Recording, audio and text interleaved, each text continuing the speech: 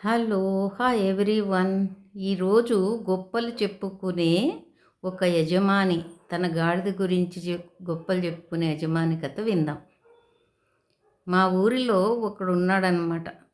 ఎప్పుడూ గాడిద గురించి గొప్పలు చెప్పుకునేవాడు. ఏమని చెప్పుకునేవాడు? నేను ఎలా చెప్తే అలా వింటుంది నా గాడిద అని ముందర గొప్పలు చెప్పేవాడు. ఊళ్ళో జనాలంతా నవ్వుకునేవాళ్ళు వాళ్ళని చూసి. ఒకరోజు మంచం మీద కూర్చొని, హలో గాడిద, నా చెప్పులు తీసుకురా అన్నాడు. గాడిద పరిగెత్తుకుంటూ వచ్చింది.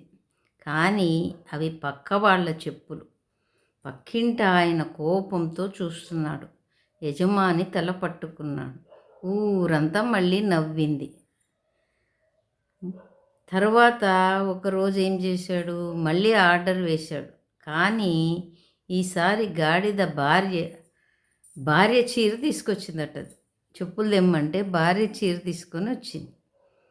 అక్కడున్న వాళ్ళ మధ్యలో అంతా పరువు పోయింది. మొగుడు సిగ్గుతో తల పట్టుకున్నాడు. భార్య కోపంతో చూస్తుంది. పైన నుంచి పూల రేకులు పడుతున్నాయి. ఊళ్ళో అందరూ ఆహాహా నవ్వుతున్నారు. చివరికి అర్థమైంది, గొప్పలు చెప్పడం కాదు, ప్రేమతో చూసుకోవడం ముఖ్యమని.